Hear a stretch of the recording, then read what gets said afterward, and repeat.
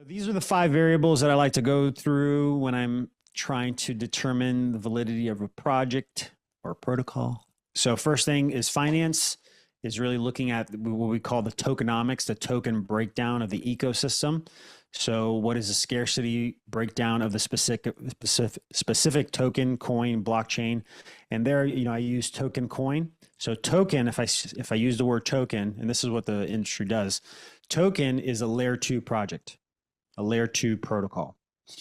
Okay, so token means that layer 2, it's like a program built on an operating system. So like we're using Zoom. Zoom is a layer 2 on the layer 1 operating system, whether it's Windows or Apple OS. So that's tokens. And then coin is when it has its own layer 1 operating system. So Bitcoin is a coin because it has its own blockchain, its own ecosystem, its own circulating supply based on a proof of something. So whether it's proof of work, proof of stake, there's a lot of different types of proofs now, which creates the ecosystem. It's the energy given to the ecosystem to create more of that coin, or to officiate the transactions, or it's for governance, to solidify the nodes, the points of transaction to give validity to the system. That's looking at the breakdown, looking at the tokenomics. How many of it exists?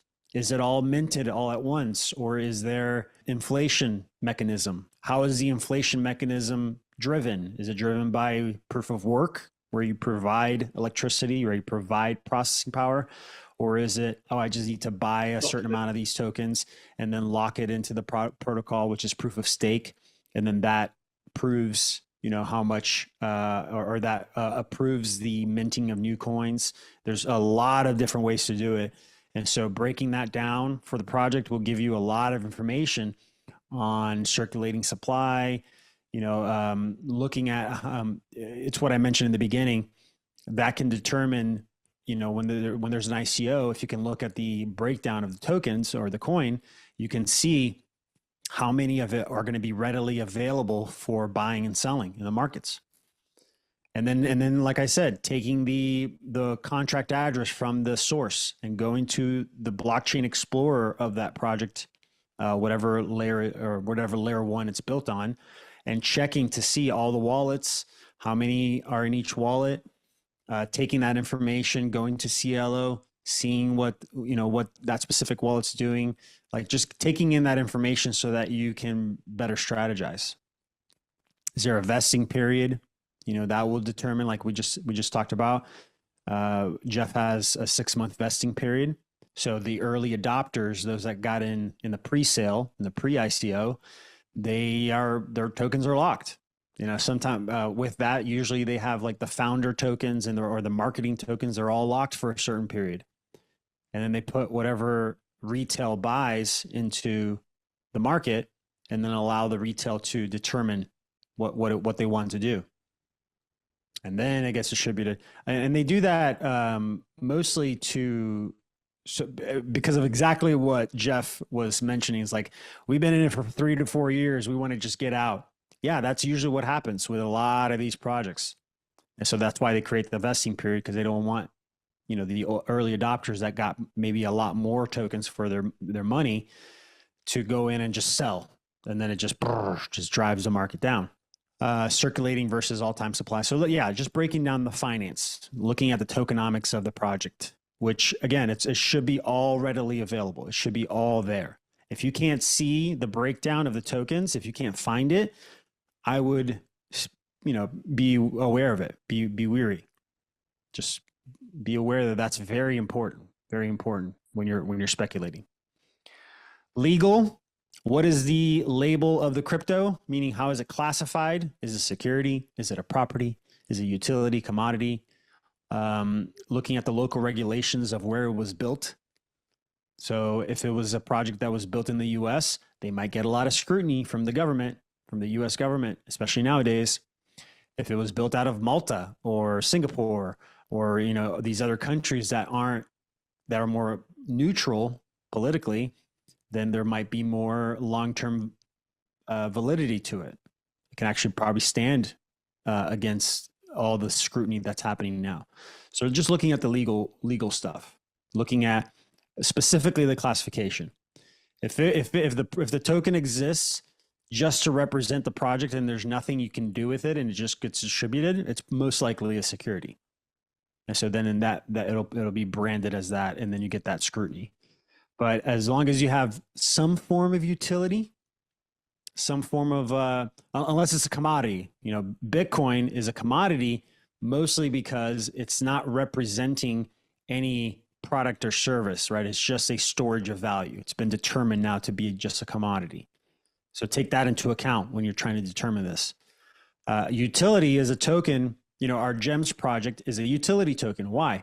Because it's being presented as a way to access the services and products that the mining company has. So you can exchange it for real world gems. You can visit the mine. There's some products on there, a bunch of like jewelry that you can buy. So there's a bunch of cool things that you can do with specific GEMS token, which we added to make sure that it was classified as a utility and not just a security of a commodity. Branding is very important too in crypto. It still is. I think eventually it'll kind of die down a little bit, but right now it still is. How it's branded, how the user interface is, how well is it received by mainstream comparable to others? Does it roll off the tongue? Is it something that's memorable? Psychological effect on investment, longevity of the brand. So just taking into account that how something is branded is going to make a bit of a difference, at least now, because it's mostly driven by these cryptopreneurs, we call them entrepreneurs, but they're crypto people, cryptopreneurs. They really are driven. It's because most of the industry are lower age, right? They're below 40. And so there's a lot of that built into it. It's not just about the product itself, at least not yet. I think things are once we start to adopt crypto more, I think that's going to shift more towards the technology and what the product solution actually is rather than just the branding. But for now, we've got to take that into account. So looking at social media, looking at their website, looking at the marketing itself, how well have they marketed themselves? Are they having consistent updates in the marketing, or is it just stagnated? Number 4 here is community. That's huge. That's not a normal variable in real world markets. Who cares about the community? It's usually about the fiduciary numbers, right? So how much of this product is being sold? That's usually the key, or in real world markets, that's usually what the key factor you're looking at to see how much money is coming in to determine if the product is good or not. But in crypto, because of the way that these projects are built, it's not necessarily about the money coming in, but it's about who believes in the specific project or protocol. So have they prioritized it? Is community there? Is it valid? Looking at Twitter, because in crypto, Twitter is the platform that is being used the most when it comes to community engagement. And so looking at when they tweet, is there a lot of engagement? On Twitter now, you can see if you go to the extreme right, it shows the amount of views, the amount of people or eyes that were on it. And so is that high? Is that low? Is there a lot of comments in the tweet? So really looking at that engagement, joining the Telegram or Discord and seeing how many people are in there. Is there 100 people or is there 10,000 people? That's going to help you to kind of see, okay, how many people are here interacting with this. And I mentioned, I think it was last week, the website Dex Screener. So we're going to go through some of the resources here that you can look at, but Dex Screener is a great platform because that shows on-chain interaction. So you can't really fake that. It's like individual wallets that have to interact with the ecosystem, with the market. And so if it's a high number that's being interacted with it, then that's good. That's a good sign. It means there's a lot of eyes on it, a lot of people, looking at it and messing with it and are willing to buy and sell it. Some of the other questions here, are any benefits to being first? What names are associated as advisors leadership? So any benefits of being first, looking at, I think it kind of goes back to finance. If they were first, if they were pre-ICO, what were the benefits of being a part of that? How much more did they get for being in the pre-ICO? What's the percentage difference of what is being sold in the ICO? And so that will help you kind of determine. And like I said, if you take the contract address from the website, from the source, and go to the Blockchain Explorer and post it on there, you can see the wallets that interacted with the platform and the date and time they interacted. So if that date is way before the ICO period, then you can determine, okay, well, this many accounts were before this date. So I know there's a fairly large number or low number of pre-ICO purchasers. And that can be another variable that you add to your strategy when you're determining, what direction it's going to go when it launches, or how much money you're going to make in the short term. What names are associated? I thought that was huge back in the day. Like the term, depending on what name was connected to what, if they were already successful in a previous project, it still kind of is. It's definitely changing a little bit, but researching those that are involved with the project. First of all, green flag if they show the full name and face and it's linked to an Instagram or a LinkedIn or something that you can research. That's a green flag. That means that they're open and they're willing to share, they dox themselves, we call it. That's really important. If it shows like a meme, or if it shows like a cartoon and not the real name, red flag. Just be careful with those. Those are the meme coins usually, because a lot of those, that's a form of scam. They don't dox themselves. They block themselves from being the founders or the creators of it, so that they can we call it a rug pull. So that because of the way that the tokenomics is built, they already have a lot of the tokens available, and then they just distribute a small amount, and then people start buying. And with market makers, they can push the price, and then they dump on retail. And then rug pulling means like they let the price go. There was an ICO price, it goes up, and then they dump it even below the ICO price, and then it gets everybody stuck. Kind of pulls their liquidity. It just happened recently, actually. So a big scam that just happened recently was with McDonald's. I don't know if you guys saw. They made a meme token called Grimace. So Grimace is that purple blob that it's in McDonald's, and they hacked the Instagram account of McDonald's. It was I think it was like a Turkish or Taiwan, or it was one of those countries that they went in there and they posted something about this coin, and within 24 hours or even less, I think it was really quick, they made like $750,000 or $800,000. That means that many people, that amount of money bought into the token, and then they dumped on them, and then completely leveled out the account. We'll probably pull it up here in a minute and show it to you. It's really interesting. And then the last one is technology. What is it trying to solve? So this is where you look at the actual product. This is where you try out the product, you test it out. Never test out with large amounts. We talk about in our academy having small test amounts. So starting with $50, you can do it. That's what's great about blockchain and crypto. You can test with any amount, any little amount. You can do it with $1 if you want.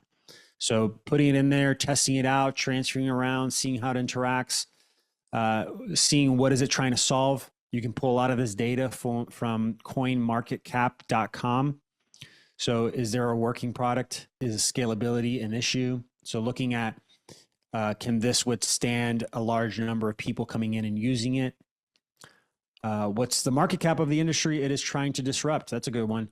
So if it's a, energy solution, New X Energy, and it's solving something in the energy industry, what's the market cap of that whole industry? And that can kind of give you a projection of what is available, what it can, because blockchain is so new that's what it's happening. It's disrupting centralized systems. So if it's solving, for example, I was thinking of a project back in the day, imagine a blockchain based distribution of electricity, where those that connect to the source, it's using blockchain to keep track of the usage of electricity. And instantly, if you're not using what the limitations are, you get paid back in the specific ecosystem's crypto. So there's a lot of ways to, create solutions with blockchain. So just kind of looking at what that product is, how it's built, what is it trying to do, and what the potential disruption is of the industry it's involved in. Hey, my friend, my name is Otto Gomes. I am the founder of the Crypto Freedom Movement, and I'm super excited to tell you a bit more about the MasterHeart program you've been chatting about with my team. This will only take 5 minutes, and if you have any questions left at the end of the video, feel free to ask my team or simply book your application call via the provided link so that I can see you face-to-face and answer them for you. So let's talk about the MasterHeart.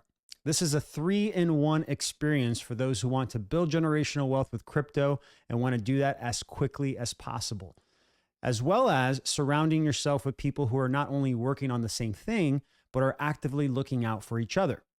The foundation of it all is the 10-module training that consists of 82 bite-sized 5 to 25-minute long videos about the history of money and the mindset needed to create wealth for yourself in the next chapter of it. Everything crypto from the beginner to intermediate level, so you have the well-established knowledge that will help you win in the next few years. Walkthroughs and real hand-holding guidance on how to buy, store, sell, and transfer crypto, plus how to set up everything that's related to these things. And the storage, the different types of wallets to properly store your crypto inside your own private bank. How to recognize and avoid scams. Also, how to do your own research when it comes to investing. I'm not here to give you the fish. I'm here to teach you how to fish. Also, how to create passive income in the crypto space. We dive deep into the most lucrative and promising layers, so there's no information held back there. Another essential thing is that 99% of those in the crypto space miss out on is that lawful tax strategies you can follow in order to save your money from being siphoned away. But more importantly is how to structure in the private sector and eliminate their jurisdiction altogether. I come from a long family of accountants, and I've been on the front lines of many battles against those agencies who would bill you even for taking a breath if they could. So this module alone is of priceless value. As you might know, my philosophy is all about gamifying our abundance.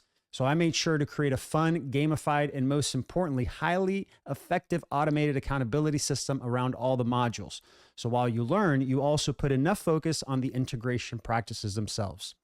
You see, knowledge alone won't help you create and protect wealth. That feeling of freedom comes from your mindset and what you practice every day.